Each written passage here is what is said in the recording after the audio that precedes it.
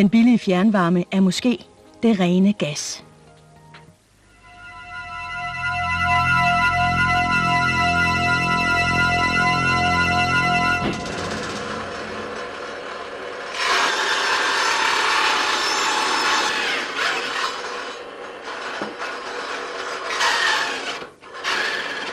76-årige Anna Nielsen kan ikke længere betale sin varmeregning.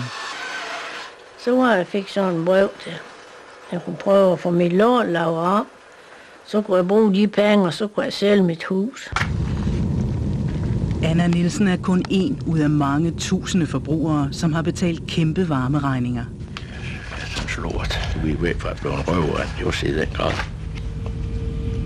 Forbrugerne er blevet vildledt af myndigheder og offentligt ejede gasselskaber. Det handlede om at få solgt naturgassen fra Nordsøen. Der er nogen, der har taget os godt og grundigt ved næsen.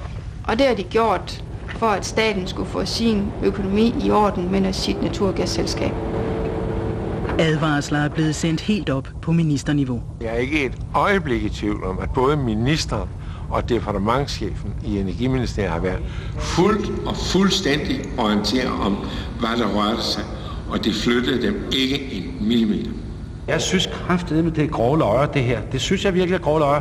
Du har ikke det eneste konkret sag, hvor der står SA i marken eller et eller andet, jeg har fået forelagt, for jeg har sagt ja. Tværtimod, den første gang, jeg får det forelagt, gør jeg noget ved det. En regning på flere 100 millioner kroner sendes nu til alle danske skatteydere. Samfundsøkonomisk er det vanvittigt.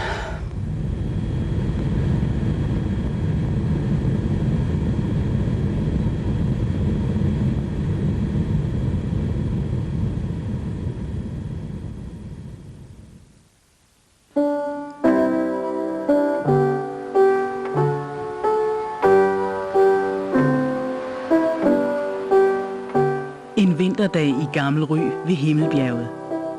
Erna Bak har skrevet et digt om varmeværket.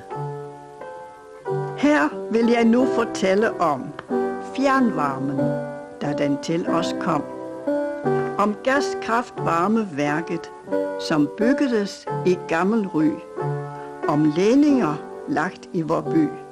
Hvordan vi har det mærket. Det gik jo ikke særligt godt.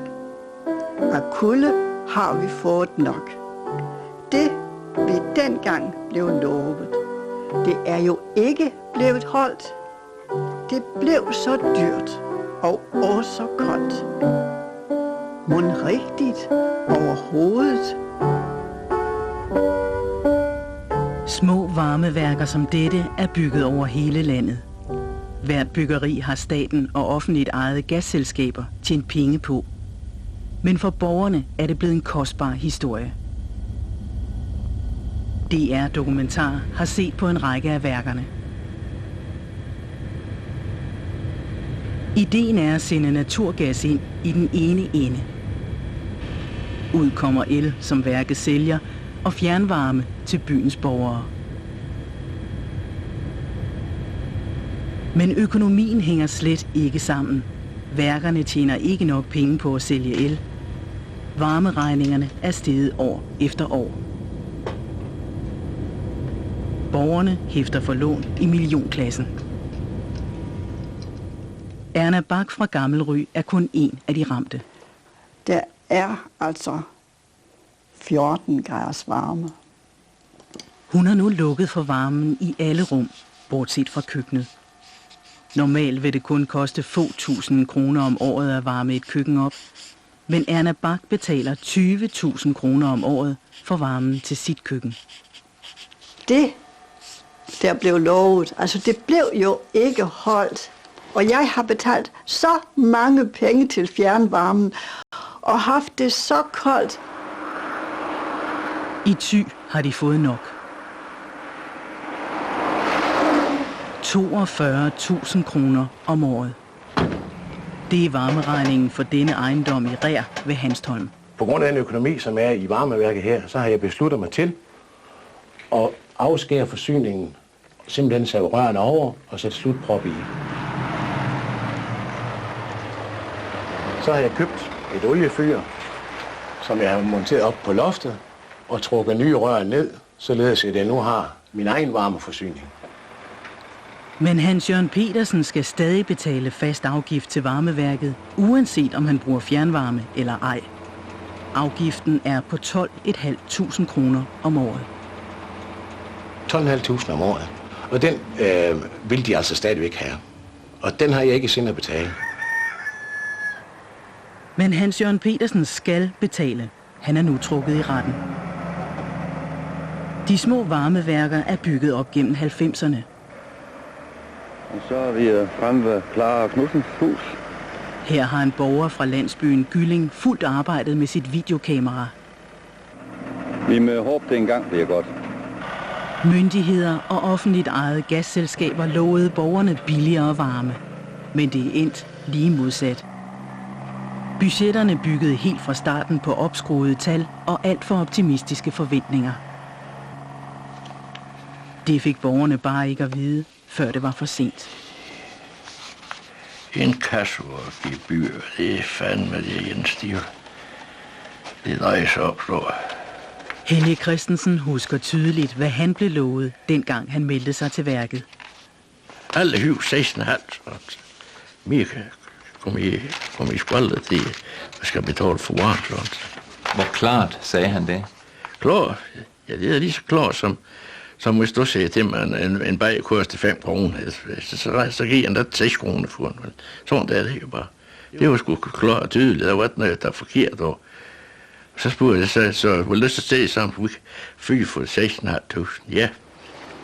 Helge Christensen fik altså at vide, at hans varmeregning ville blive på 6.500 kroner om året. Men i dag er hans regning på 20.000 kroner. Når de ser, at han kommer ind fra gasselskabet, de siger, det er staten, der i sidste ende, der har det. Det er faktisk de her repræsentant. Der kan man jo da regne med, at det er sådan en mand, der kommer ud og følger folk med løven. For det gjorde han jo. Det gjorde han jo faktisk. Du kan skulle holde med mig, ikke? At det er noget svineri.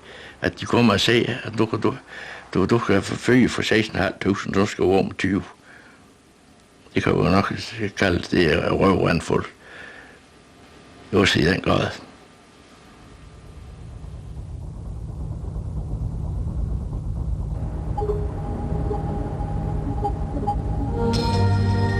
Historien om varmeværkerne begynder for mere end 20 år siden.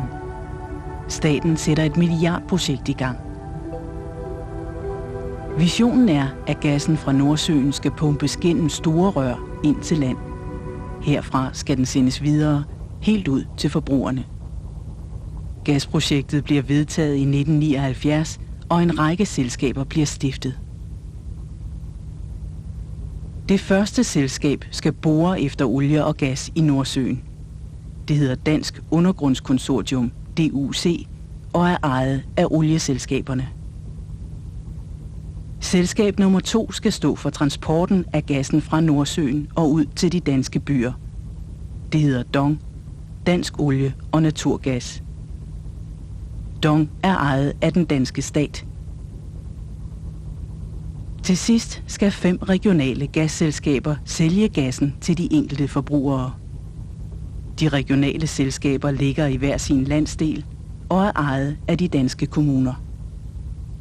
Med disse ord åbner jeg hermed for den danske naturgas. I 1984 indvier dronningen og statsministeren naturgasprojektet. Der er sandelig også al god grund til i dag at ønske det danske samfund hjerteligt tillykke. Men i de følgende år går det helt galt med gasprojektet. Anlægsarbejdet er langt dyrere end forventet. Budgetterne holder ikke, og gælden vokser. I 1989 skriver regeringen, naturgasprojektets økonomi er væsentligt ringere end hidtil forventet. Gasprojektet har indtil videre kostet 31,8 milliarder kroner. En stor vision er på vej til at blive en fiasko. Det erkender landets energiminister. Man var for letsindig, da man besluttede sig, grundlaget var for tyndt, og man skulle ikke have besluttet sig på det grundlag. Staten og kommunerne har offret milliarder på at grave gasledninger ned. Pengene er spildt, hvis ikke gassen bliver solgt. Regeringen skriver til kommunerne, at de skal fremme gasafsætningen inden for varmeforsyningen. En lang række forsøg på at forbedre økonomien i gasprojektet bliver sat i gang. Et af alle disse forsøg er at få naturgassen ud på landet.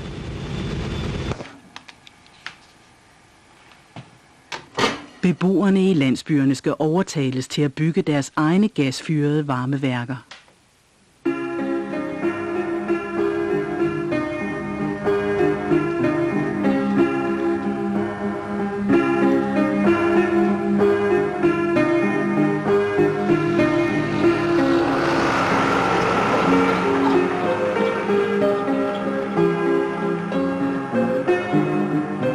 Hillerslev ved Thisted er bare et eksempel ud af mange.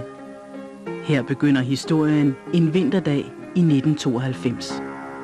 Der sker det, at vi i Hillerslev Borgerforening, som jeg sidder i på det tidspunkt, bliver kontaktet fra Naturgas Midt-Nord, som spørger, om det kunne være en god idé for os at få et fjernvarmeværk til byen. Det regionale gasselskab Naturgas Midt-Nord tager nu ud for at sætte de varmeprojekter i gang, som regeringen har opfordret til. Borgerne i Hillerslev skal overtales til at skrotte deres oliefyre og bygge et fælles varmeværk. Gasselskabet kalder det et barmarksværk, fordi det skal bygges på en bar mark. Anna Nielsen husker tydeligt, hvad hun fik at vide om projektet.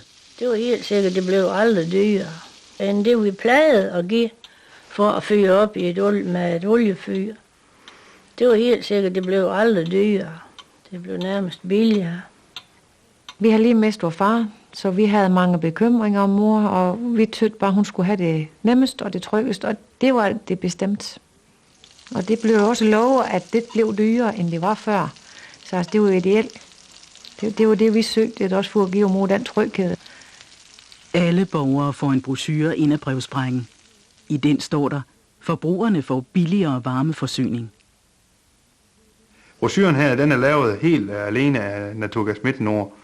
Den er lavet med en vilkårlig landsbysamfund på forsiden, hvor der illustrerer en barmarksværk, og så selvfølgelig med byskiltet Hillerslev, som vi selvfølgelig fra Borgerforeningen var meget stolte af. Men den var lavet af Naturgas Midt-Nord? Ja, helt sikkert. Jeg ved godt, det står, at det er Hillerslev Borgerforeningen, der udgiver. Men det er kun vores navn, der er sat bagpå, fordi det er os, der skal bære budskabet ud i byen. Kai Christensen her er formand for det regionale gasselskab Naturgas Midt-Nord. Hvem har lavet den brochure? Ja, nu kender jeg ikke lige den der, men det har Naturgas Midt-Nord der muligvis. Det tør jeg ikke sige. Men i hvert fald var det sådan, at Naturgas Midt-Nord var behjælpelig i første omgang. Altså man pegede på, at her er måske en mulighed for jer som landsby at få sådan en lille kraftvarmeværk, og man lavede materiale til dem.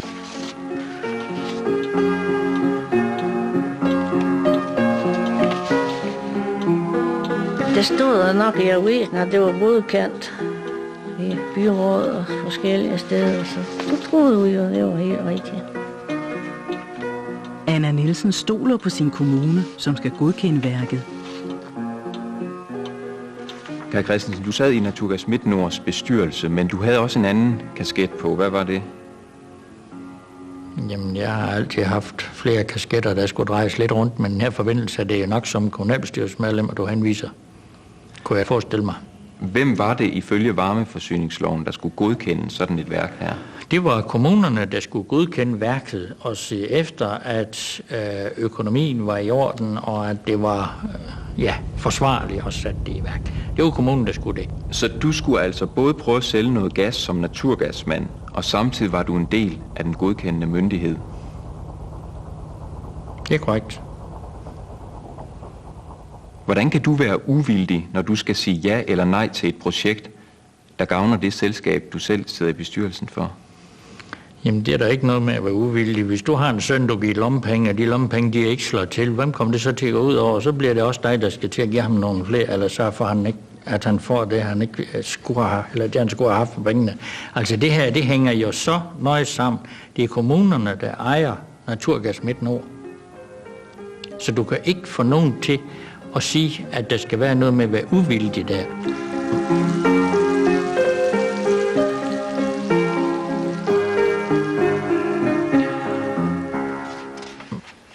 Kommunen får et privat ingeniørfirma til at gennemgå projektet, og ingeniørfirmaet er kritisk over for budgetterne.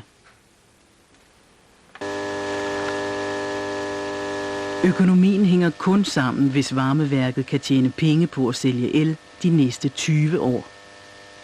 Der må jeg nok sige, at ret hurtigt synes jeg, at vi med den viden, vi havde, synes, at det så betænkeligt ud.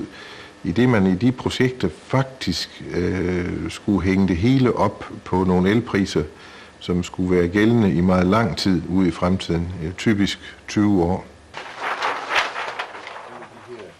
Ingeniørerne advarer kommunen. I dette brev bruger de adskillige gange formuleringer som dette er ikke tilstrækkeligt, dette forekommer optimistisk, det forekommer lige i overkanten, dette tal forekommer for stort, det forekommer noget højt ansat, dette forekommer optimistisk osv. Det forekommer meget optimistisk, sådan et ordvalg, det er jo typisk noget, man siger, at man synes, det her, det er altså meget optimistisk. Så, og hvad ligger der i det? Ja, at efter vores vurdering, så hænger det ikke ret godt sammen. Det så rimelig, lad mig sige det på den måde, rimelig fornuftigt ud. Det var grænseprojekter. Det kørte lige på grænsen af økonomien, om det kunne hænge sammen eller ej. Og hvor meget skulle forudsætninger ændre sig, for at det ikke ville hænge sammen? De skulle ikke ændre sig ret meget, men når man nu er født optimist, så tror man jo altid på, at det ændrer sig til en god side. Nordthy Strømforsyning bliver spurgt, om de vil være med i projektet, men de er også kritiske. Vores konklusion var, at det så lidt stankelbenet ud i økonomien, specielt når man kiggede frem på sigt på følsomheden på, hvad der kunne ske i prisudviklingen på gasprisen. Så derfor konkluderede vi, at projektet ville være for økonomisk risikabelt i forhold til den mulighed for, at det kunne give gevinst, altså gå godt. Nordthy Strømforsyning skriver, marginen for gevinst i projektet er temmelig lille, og risikoen for, at priserne vil overstiges, er store.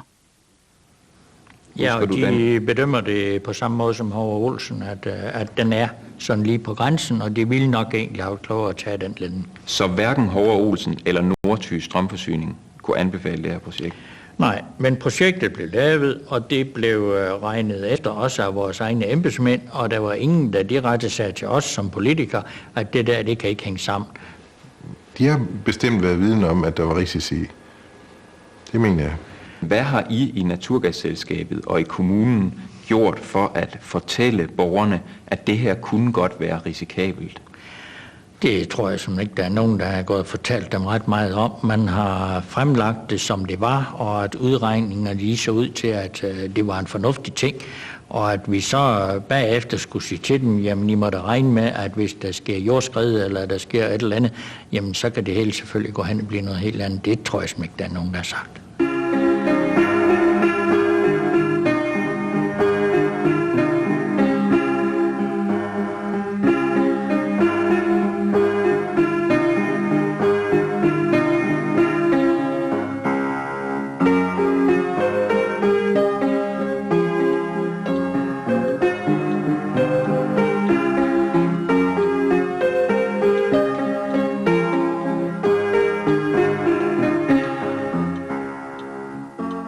Det er blevet godkendt af myndigheder, det må jo også være en grøn lys. Altså så skal vi andre jo sige, jamen lad os lige slå koldt vand i blodet, fordi altså er det godkendt fra højere instanser, jamen så er de jo forhåbentlig klogere, end vi er. Jeg stoler på de mennesker. Jeg tror virkelig, det var rigtigt, det de sagde. Vi stoler på de stores ord. Ja, tænk. En hel befolkning tror, så billigt kan det gøres. Kraftvarmeværk med rør og gas. Alt bygges op. Alt skal på plads, så nu det gennemføres.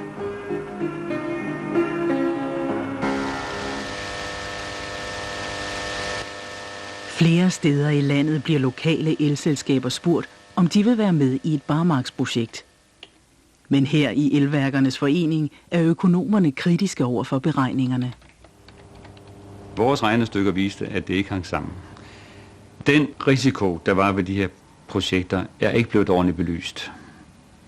Man har nogle regnestykker, som ikke tager hensyn til, hvad der kan gå galt. Og derfor har man som privat familie fået forkert indtryk af projektets økonomi. Jakob L. Hansen her er socialdemokrat og på daværende tidspunkt formand for Danske Elværkers Forening.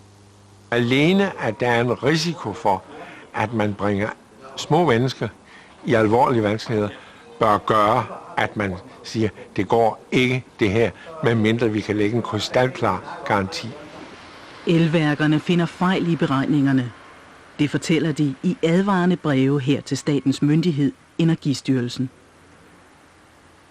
Men statens embedsmænd bringer ikke advarslerne videre til borgerne. Det vender vi tilbage til.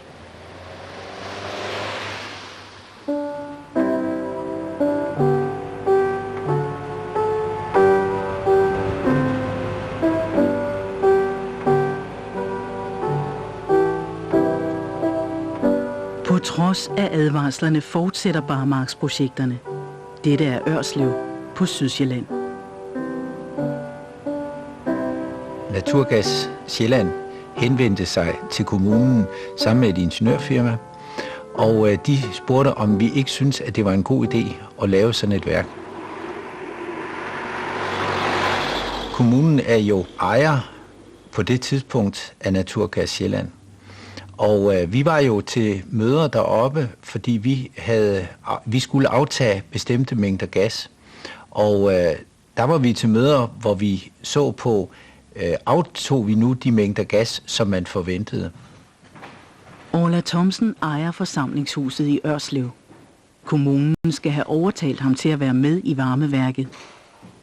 Orla Thomsen får tilsendt en brochure med et klart budskab. Økonomien er så robust, at fjernvarmeselskabet kan garantere, at det ikke hæver prisen ud over den almindelige inflation de næste 5 år. Orla Thomsen synes, det lyder godt, så han melder sig til. Sådan fortsætter det i 80 danske landsbyer. I alt 18.000 familier melder sig til værkerne.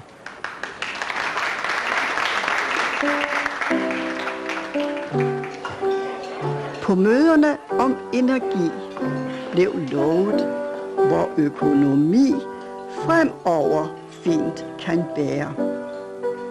De øverste i Danmarks land kun anbefale dette kan. Fjernvarme bedst vil være.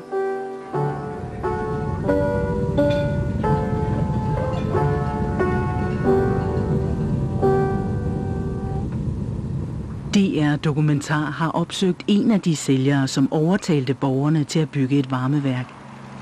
Niels Juel Christensen var ansat i det regionale gasselskab Naturgas Fyn i 15 år. I dag er han gået på efterløn.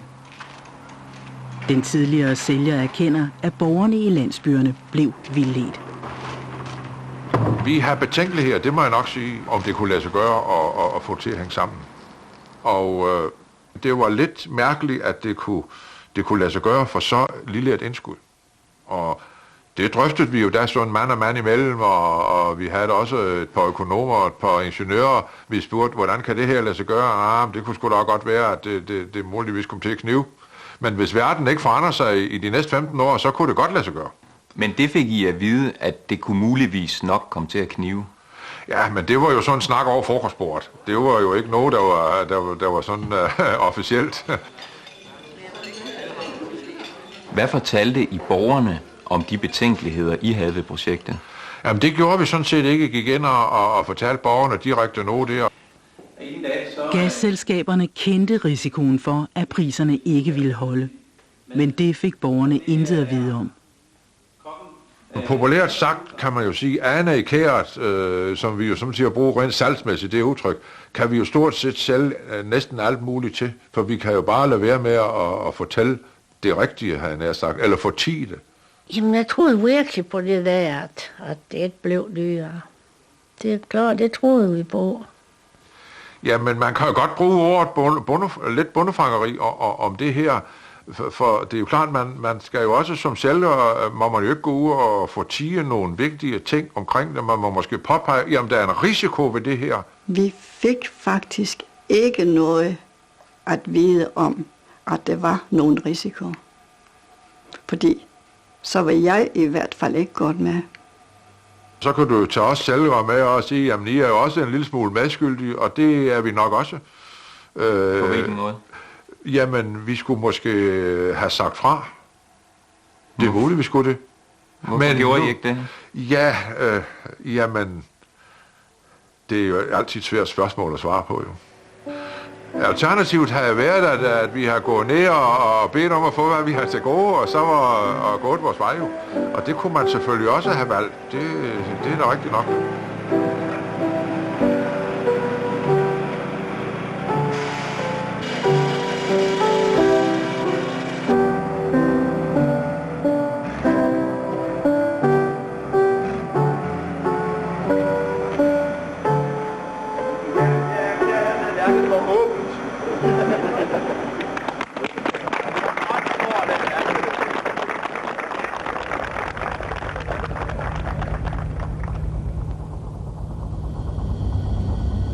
Glæden ved indvielserne var kort. Tallene i projekterne var alt for optimistiske. En stor del af varmen forsvinder på vej ud til husene. Det bliver kaldt ledningstab. Mange af beregningerne blev lavet, som om rørene skulle lægges i en storby, hvor husene ligger tæt. Men ude på landet er der langt mellem ejendommene. Derfor forsvinder meget varme, inden den kommer frem til forbrugerne. Ledningstabet var altså beregnet helt forkert. Endnu værre er det gået med priserne på olie, gas og el. Værkerne tjener simpelthen ikke nok penge på at producere elektricitet. Den gas, vi køber til at lave elen for, den bliver dyrere. Den el, som vi skal sælge, den bliver billigere, og vi får noget mindre. Det resulterer i, at varmen begynder at blive dyrere.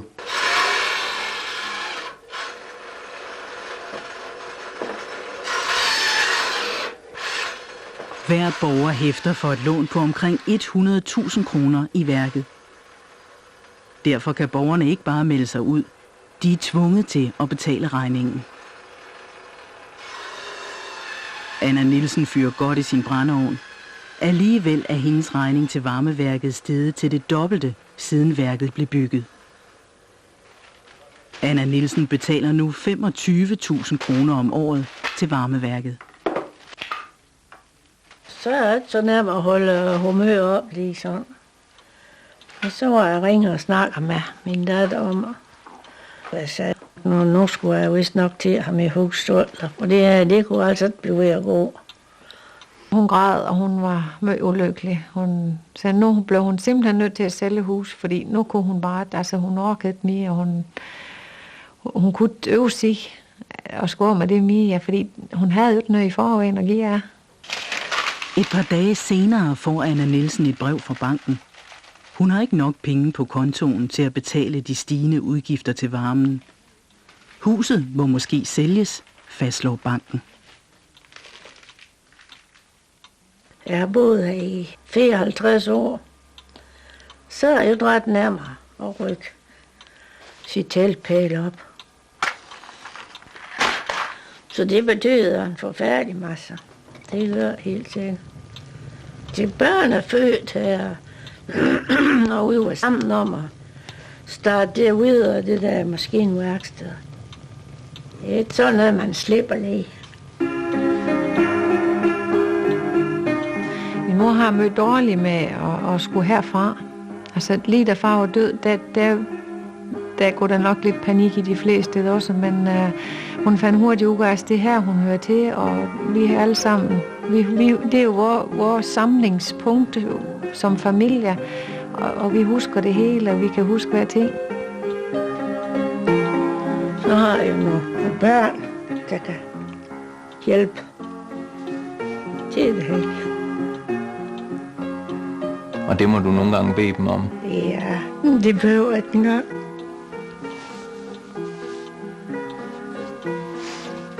Det gør de jo bare.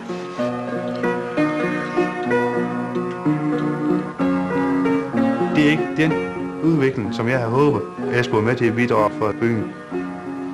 Og derfor har jeg selvfølgelig meget dårligt. I perioder har jeg haft dårligt med at gå i brusen. Fordi at se min nabo i øjnene. Og det er jeg jo med til at lave. Og det er jo ikke godt. Hvorfor havde du det dårligt med Jamen det? fordi, at jeg føler, at jeg har lidt medskyld for det. For jeg burde jo kunne gennemskue det her, set med mine egne øjne, men det kunne jeg ikke gennemskue. Det skulle jo igennem mange instanser, sådan noget, for at blive godkendt. Og det kan jeg ikke forstå, at det kunne blive, når det er sådan. Vi skulle aldrig have lavet værker, det ved jeg godt. Og det vil være en første til at indrømme. Det er dog det dummeste, jeg har været med til at lave. Det er da let at være bagklog og sidde og fortælle os sådan noget bagefter.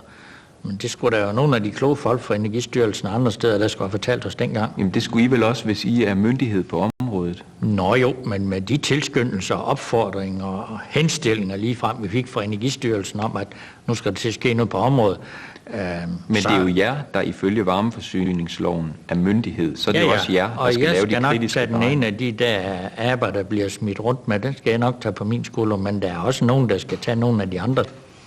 I Ørslev betaler Orla Thomsen nu 35.000 kroner om året for varmen til sit forsamlingshus.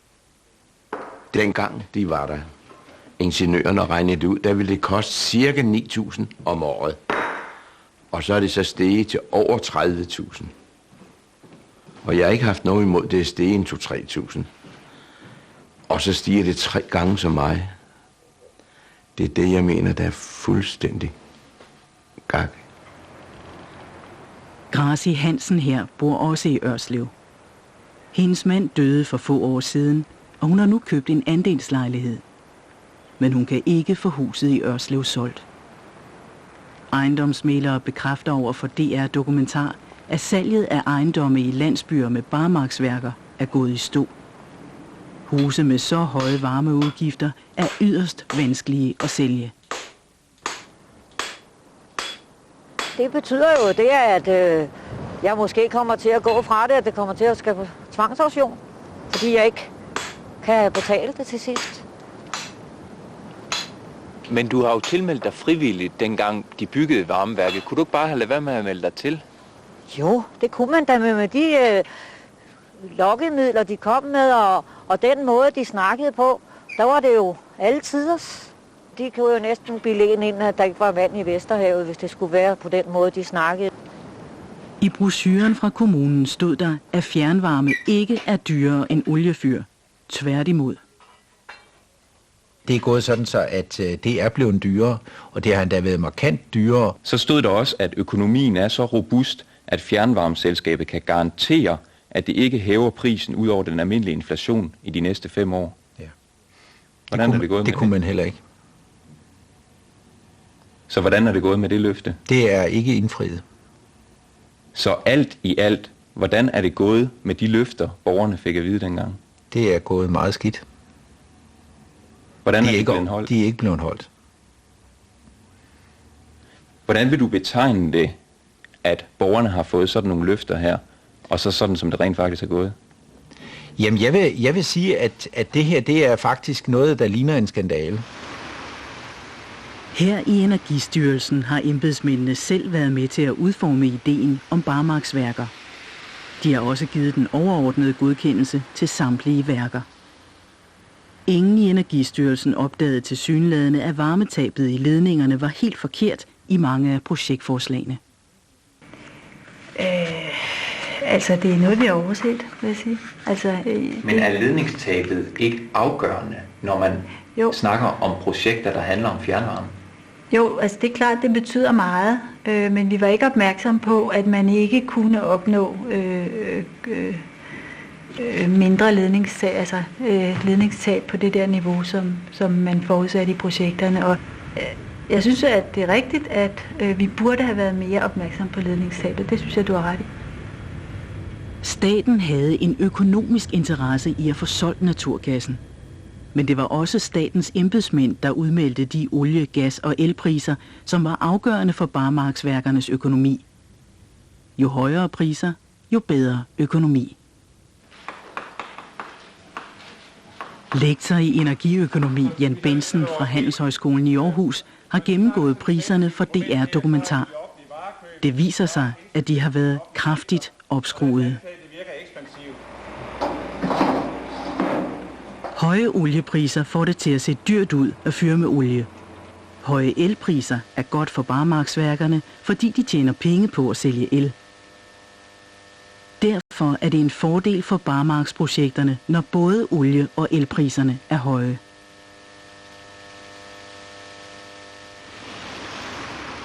Energistyrelsen skriver, at deres priser primært bygger på en rapport fra det internationale energiagentur fra 1989. Men Energistyrelsen har brugt rapporten forkert, fastslår Jan Bentzen fra Handelshøjskolen. Enten har man ikke læst rapporten, eller også så har man simpelthen lavet det modsatte af det, der står i rapporten, og det er selvfølgelig ikke særlig heldigt og kan ikke få nogen pæn betegnelse på sig. Det internationale energiagentur, IEA, er en fælles energiorganisation for alle de vestlige industrilande. Rapporten fra IEA beskriver 2 mulige udviklinger for olieprisen. Den ene er med høje priser, den anden er med lave priser. Det ender så i den danske version med, at man tager den øverste bane her og siger, det er som prisprognose, hvor agenturet tydeligt angiver, at det er 2 prisbaner ud af uendelig mange mulige prisbaner. Og så lægger man sin egen ind og siger, at det her det er det centrale prognoseforløb. Energistyrelsen vælger altså den høje prisudvikling, og de gør mere end det. Styrelsen lader prisen stige helt op til $40 for en tønde olie. På den måde kommer økonomien i barmarksværkerne til at se bedre ud end oliefyring. I rapporten fra Energiagenturet IEA står der ellers direkte, at det ikke er sandsynligt med en oliepris på $40. Alligevel skriver Energistyrelsen, at de har brugt IEA's forventning til prisudviklingen. Det er simpelthen forkert og urigtigt, fordi sådan hænger det ikke sammen. Så har man i hvert fald ikke læst notatet, men bare kigget på nogle tilfældige tal ned over siderne. Så det er simpelthen forkert, det Energistyrelsen gør? Det er jo ikke en prisprognose, ja. Det er forkert, for det er ikke en prisprognose. Det er nogle prisbaner, hvor der tydeligt står, at det er 2 ud af uendelig mange mulige. Og den ene kan være lige så god som den anden, og man kan også lave den tredje. Og der ligger man sit centrale forløb lige så i den høje prisbane, som man har her. Plus man så reelt ender i en oliepris, som svarer til det, der hersker efter anden oliekrise, hvor det eksplicit står i agenturets konklusion, at det er usandsynligt, at man når de højder der igen. Måske kun kortvarigt i nogle kriseperioder kan man få nogle spidser op i det niveau, men det er usandsynligt, at man i fremtiden når det der. Hvordan vil du betegne det at bruge IEA som kilde, og så lave sådan en prognose der? Det er selvfølgelig katastrofalt, fordi det er misvisende. Den, som du kalder den høje fremskrivning, den har vi forstået som IEA's umiddelbar fremskrivning af udviklingen, af prisudviklingen. Det er meget uheldigt, fordi det er jo, den prisprognose, man har her, er jo ikke en prisprognose for Energiagenturet. Der skriver man tværtimod det modsatte, at man aldrig vil nå op på de niveauer her. Om i konklusionen, der står der direkte, at det ikke er sandsynligt, at råoliepriser bliver på højde med eller nærmer sig højdepunkterne i de tidlige 80'er i nogen som helst vedvarende periode. Hvorfor lader I så prisen nærme sig lige præcis det niveau, nemlig $40?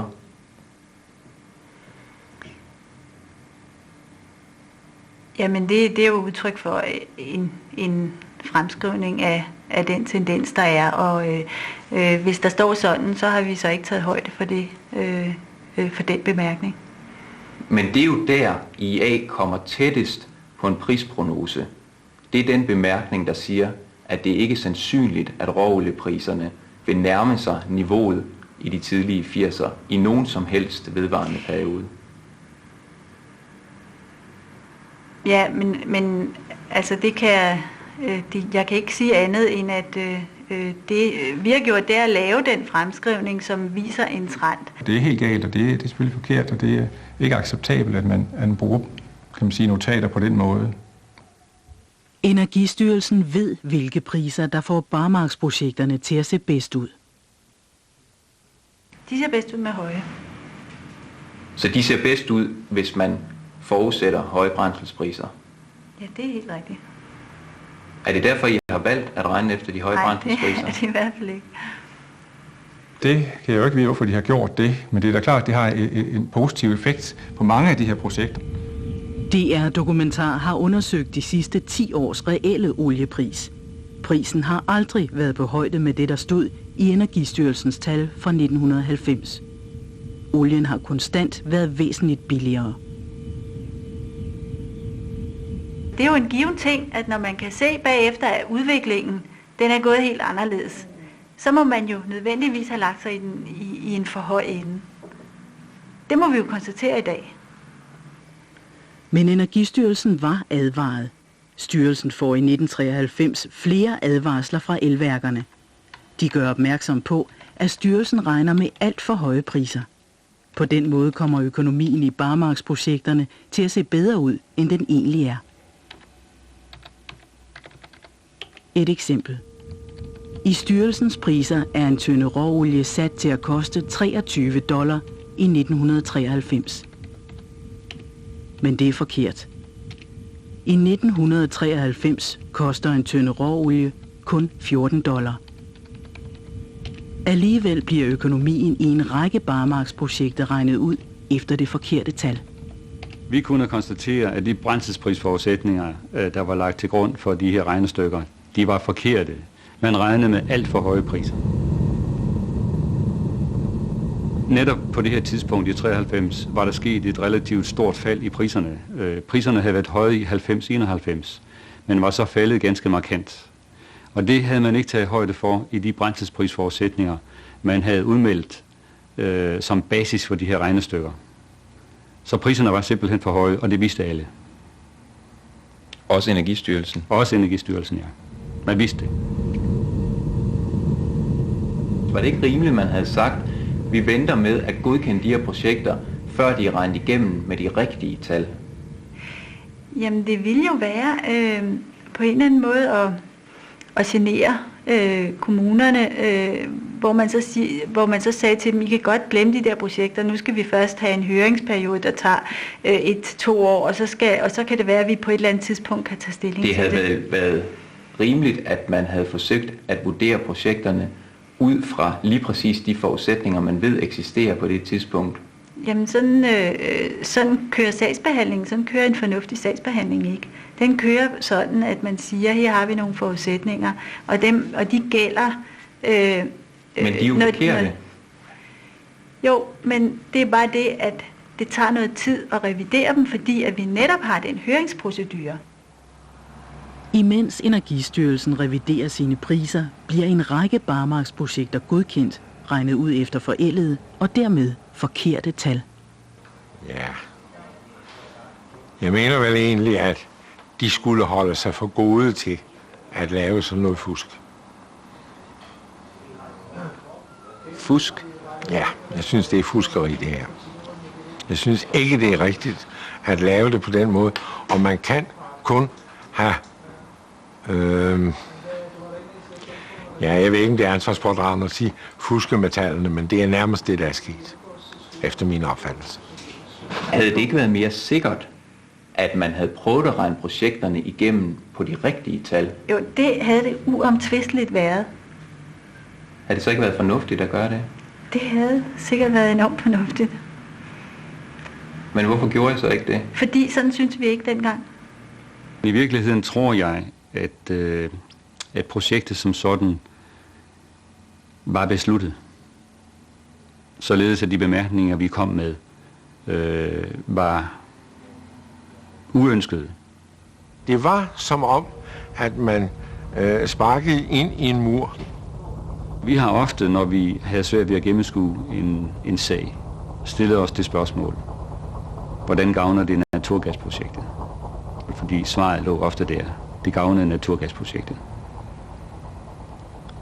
Så mange af projekterne er gennemført i virkeligheden for at gavne naturgasprojektet?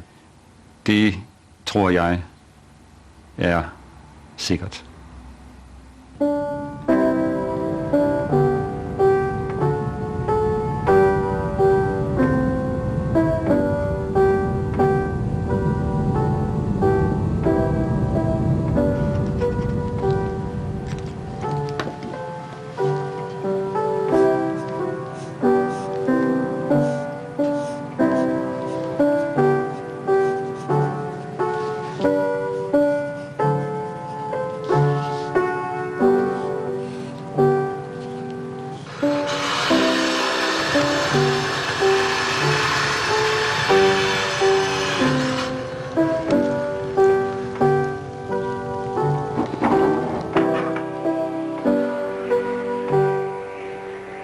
Energistyrelsen var altså advaret. DR-dokumentar bringer advarslerne fra elværkerne videre til en af de involverede kommunalpolitikere og til formanden for Folketingets energipolitiske udvalg. Det er nyt for dem begge. Energistyrelsens samtykke til projekterne sker velvidende, at forudsætningerne er forkerte. Så står der her, i øvrigt anvender Naturgas Midt Nord i sine samfundsøkonomiske beregninger forældede forudsætninger om høje priser på energi. Jamen altså... Jeg siger, det er... Jeg har egentlig ikke lyst til at sige, hvad jeg egentlig synes, fordi det er fantastisk, at det overhovedet kan lade sig gøre. Fordi, jamen, man sidder herinde, hvis det er rigtigt, at de har vidst, at der var en stor risiko ved det, så synes jeg, det er fantastisk, at man lader værker blive opført, så folk de får en økonomisk ruin ud af det, sådan så man ikke kan sælge deres huse og så videre, hvis man har vidst det. Jeg synes, det er altså meget alvorligt. Det er meget, meget alvorligt. Hvis nu, at Energistyrelsen havde taget den her stak papirer her og sagt til os, ved I hvad, prøv en gang lige at læse det her igennem en gang til, inden at vi tager stilling til den der godkendelse, så garanterer jeg for, at det værk havde ikke ligget ude i Terslev i dag.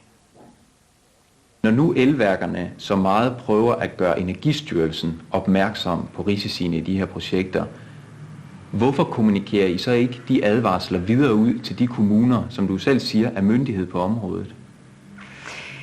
Jamen altså, det var nok min fornemmelse, at det var almen kendt. Men det kan du jo se, han kendte jo ikke de advarsler. Men, det var min fornemmelse dengang. Advarslerne imod projekterne rækker helt op på ministerplan. I 1993 får energiminister Jan Sjursen et brev, direkte stilet til ham personligt. Men heller ikke ministeren griber ind. Vi skrev til ministeren, at vi har forsøgt, hvad vi kunne i Energistyrelsen. Det var ikke lykkedes, og derfor ville vi gerne gøre ministeren opmærksom på, at der var noget galt med de her regnestykker. Der var noget galt med vurderingen af de her projekter. Kernen i det brev var, at de projekter her aldrig nogensinde ville kunne gennemføres på en ordentlig økonomisk forsvarlig måde. Det ville bringe en masse mennesker i små bysamfund i et vældigt økonomisk uføre. I brevet til ministeren omtaler elværkerne et konkret barmarksprojekt som en slags prøvesag for de kommende projekter. De skriver, at sund fornuft taler imod, at anlægget bygges. Naturgas Midt Nord anvender forældede forudsætninger om høje priser på energi. Og Energistyrelsens samtykke til projekterne sker velvidende, at forudsætningerne er forkerte. Det er så usædvanligt, det brev, jeg skrev her, at jeg i de 13 år, jeg sad som formand for Elværksforeningen, aldrig har skrevet så skarpt et brev. Selvom det var formuleret i rimeligt venlige vendinger, så var der intet at tage fejl af.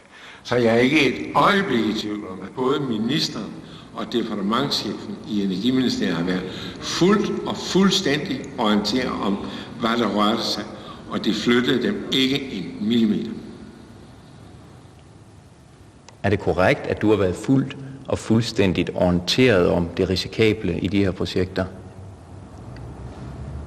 Altså, jeg har været orienteret af Elværksforeningen ved Jacob L. Hansen, som har selv skriver om deres syn på sagen, og så er jeg selvfølgelig også, går jeg stadigvæk ud fra, det ligger altså en del år tilbage, fået oplysninger for Energistyrelsen, som sagde noget andet. Og det er det grundlag, jeg har haft, og som jeg har truffet mine beslutninger på baggrund af, men det er selvfølgelig klart, at det er mig, der har det endelige ansvar for, om jeg føler, at det grundlag, jeg har truffet beslutninger på, det har været belyst godt nok, og det må jeg jo så have ment, da jeg har truffet beslutningerne. Men hvad synes du, sagen her efterfølgende har vist om det? Jamen, jeg synes, at sagen viser, som jo også det eneste af, jeg kører på, at brugerøkonomisk og samfundsøkonomisk, der kan man da spørgsmålstegn ved rentabiliteten i de her projekter i det højeste grad. Skulle du som minister så ikke have taget nogle af advarslerne mere alvorligt? Jamen, jeg vil tro, altså, at jeg, som jeg sagde, har undersøgt sagen også som minister. Hvad jeg konkret har spurgt efter, hvad jeg har fået oplysninger, det har jeg altså ikke gravet tilbage i her i forbindelse med udsendelsen, men det kan man selvfølgelig altid komme og sige. Ja, og regeringen er netop kommet ud for at præsentere sig. I efteråret 1994 er der folketingsvalg. Energiminister Jens Sjursen bliver ikke genvalgt. En ny regering træder til, og miljøminister Svend Auken overtager ansvaret for energien. Jeg fandt det totalt utilfredsstillende, både samfundsøkonomisk og i forhold til borgerne og i forhold til de enkelte, at jeg skulle sidde og rage kastanjerne ud af ilden. Det burde man have gjort, da man i sin tid satte hele denne her proces i gang. Men også Svend Auken har haft ansvaret for en lang række barmarksprojekter. I alt 15 værker blev godkendt her fra slutningen af 1994 og frem til 1996. Den daværende formand for Elværksforeningen, Jakob L. Hansen, er socialdemokrat ligesom Svend Auken. Ifølge Jakob L. Hansen er Svend Auken orienteret om risikoen i barmarksprojekterne helt fra starten. Har du i din tid som formand orienteret Svend Auken om, at de her projekter er yderst risikable? Ja, det har jeg. Det har jeg gjort dels ved møder møder og konferencer i Dansk Metal, i SID og i Socialdemokratiets energipolitiske udvalg. Og det var ikke særlig velkommen, skulle jeg hilse at sige. Men Svend Auken har været orienteret om det? Ja, det har han. Han har aldrig været med konkrete projekter gennem. Det er ved konferencetaler og andet, hvor han har angrebet den officielle danske energipolitik. Og synes, det er forkert. Har han ikke nævnt barmarksprojekterne? Ikke konkrete projekter, nej. Ikke efter min erfaring. DR Dokumentar har ikke set dokumenter, der beviser, at elværkerne orienterede Svend Auken. Men Jakob L. Hansen fastholder, at han har orienteret sin partifælle om konkrete barmarksprojekter. De har ikke passeret mit bord som energiminister. Så når Jakob L. Hansen siger, at du har været orienteret om, at de her barmarksprojekter var risikable, så er det forkert? Så er det forkert, husker jeg. Når man nu ser på de projekter, der bliver sat i værk, så kan man Du er jo ude på at gøre mig til skurk, som du har lagt hele det her op. Jeg synes kraftedeme, det er grove løjer, det her. Det synes jeg virkelig er grove løjer. Du har ikke det eneste konkret sag, hvor der står SA i marken, eller et eller andet, jeg har fået forelagt, hvor jeg har sagt ja. Tværtimod, den første gang, jeg får det forelagt, gør jeg noget ved det. Og jeg har svaret på dine spørgsmål. Jakob L. Hansen, han hader dansk energipolitik. Men hvis du nu ser den her, det er de projekter, som er godkendt i Energistyrelsen, mens du sad som minister. Ja. Har du ikke et ansvar for de projekter, der bliver godkendt? Selvfølgelig, jeg siger bare, at de har ikke passeret mit bord på noget tidspunkt.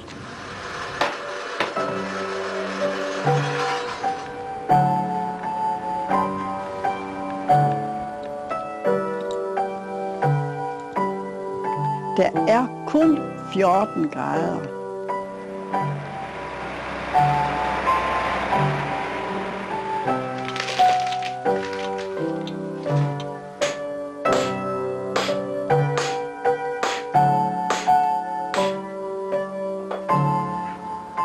I Langholt nord for Aalborg er historien endt helt grotesk. Borgerne betaler for at komme ud af værket. Kommunen de overtager vores værk, mod at vi som private brugere i værket betaler al gælden ud først. Plus at vi betaler, hvad det koster mere for kommunen at drive værket de næste 20 år. Hvad koster den løsning dig? Mig personligt koster det ca. 85.000, som skal betales her nu. Hvad siger du til det? Jamen det er helt vanvittigt at skulle betale 85.000 nu. Altså mit hus er ikke blevet 85.000 mere værd. Og jeg synes overhovedet ikke, det er min skyld. At kommunen overtager værket, det er et udtryk for, at vi giver op. Fuldstændig. Det er vanvittigt, og det er snyd og bedrag simpelthen. Men vi er nødt til det. Vi har ingen anden udvej.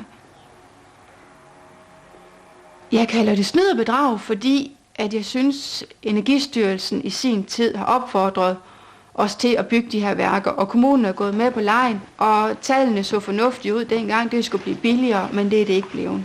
Vi er blevet vildledt i den grad.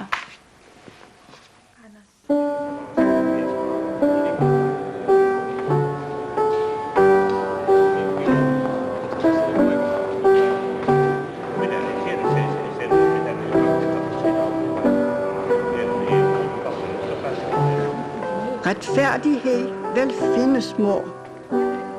De øverste må der forstå, at noget må det gøres. Så uretfærdigt ingen kan behandles her i dette land. Nu vil vi gerne høres. Borgmestrene i kommuner med barmarksværker tager til Christiansborg. Goddag. Velkommen. Tak, Elvin Hansen. Goddag. Ja, vi kender hinanden. Åse. Ja, dags, velkommen. Her er Radioavisen Godmorgen. Det er torsdag den 24. januar. Omkring 20.000 familier, der får dyr varme fra små kraftvarmeværker, kan se frem til en lavere varmeregning fra den 1. juli. Folketinget erkender, at borgernes varmeregninger er alt for høje og giver ekstra støtte til barmarksværkerne. En regning på flere 100 millioner kroner er nu sendt til alle danske skatteydere. Der er jo givet 370 millioner i første omgang, og nu sidder vi og giver 140 millioner, 200 millioner her i 2002, og så 140 millioner ud i overslagsårene. Og det kan jo snart løbe op til 1 milliard kroner i tilskud til det, til hele sagen. Plus hvad der ellers har ligget i underskud, som er jo taget lokalt udenomkring. Ikke? Det er da en samfundsøkonomisk vanvid. Og tragedie. Og katastrofe.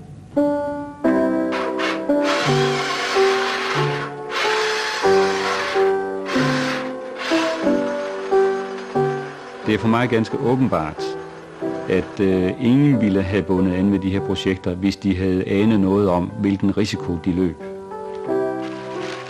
For mig ser det ud som om, at man har overhørt alarmklokkerne.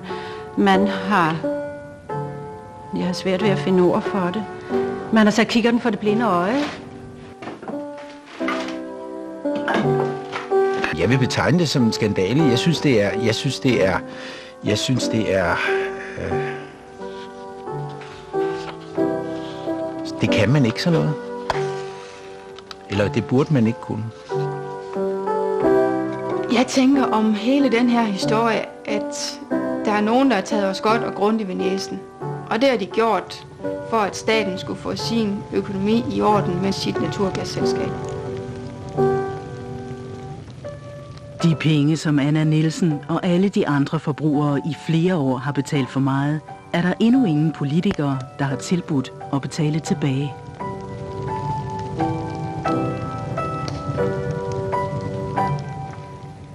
Danmark skal strømlines, ellers mister vi velstanden, lyder det fra regeringen, og de har en plan. Vækst med vilje hedder den. Hør mere om det i Pengemagasinet lige efter TV-avisen, der er klar om et øjeblik.